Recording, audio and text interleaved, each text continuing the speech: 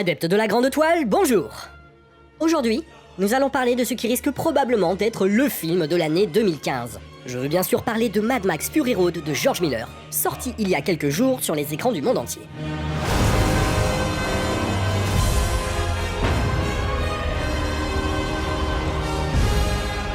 Si, comme moi, vous commencez légèrement à saturer des suites ou des reboots de vieilles franchises, et que la volonté des gros studios de s'aborder toute idée nouvelle vous révolte, alors Mad Max Fury Road pose un petit problème.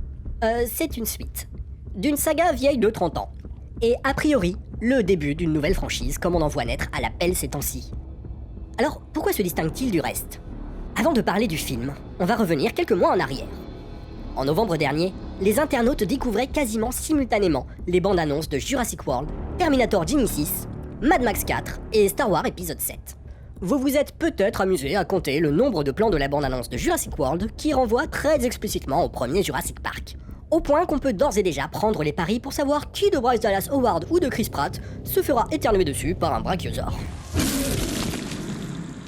Du côté de Terminator Genisys, c'est carrément la fête du slip. En plus de jouer au Dr Frankenstein avec les premiers épisodes de James Cameron, on nous rebalance les mêmes répliques qui tournent en boucle depuis 3 films.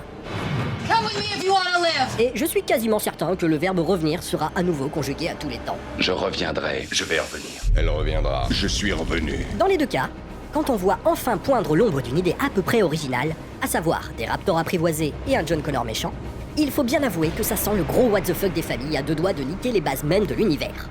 Mais bon, si ça se trouve, ce sera bien quand même, hein. Autre exemple, l'ultra méga giga attendu Star Wars épisode 7, qui joue visiblement la même carte nostalgique, mais qui semble avoir droit à un régime spécial de la part des geeks.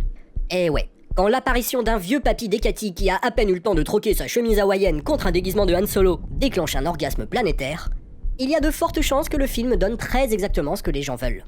Ce plan remplit à peu près la même fonction auprès des spectateurs qu'un doudou pour un bébé, c'est-à-dire un objet transitionnel fait pour rassurer. Bon, mais quelle différence avec Mad Max Fury Road? La différence, la voilà. Contrairement au film précité, l'idée d'un nouveau Mad Max n'est pas née suite à une réunion d'exécutifs en quête de vieilles licences à ressusciter. Et le film n'a pas été confié aux mains d'un yes man interchangeable avec un cahier des charges gros comme ça à respecter. Non, elle date au moins de 2003 et elle est attribuée au seul George Miller, qui a l'avantage de cumuler depuis le début de sa carrière les casquettes de réalisateur, scénariste et producteur.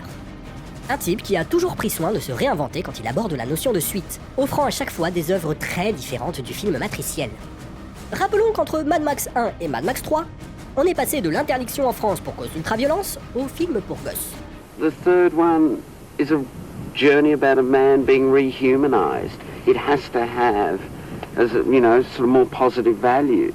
Il n'a également jamais eu peur de décontenancer le public, quitte à risquer un bide sévère au box-office. Le trailer de Mad Max était le seul à ne pas jouer la carte de la nostalgie.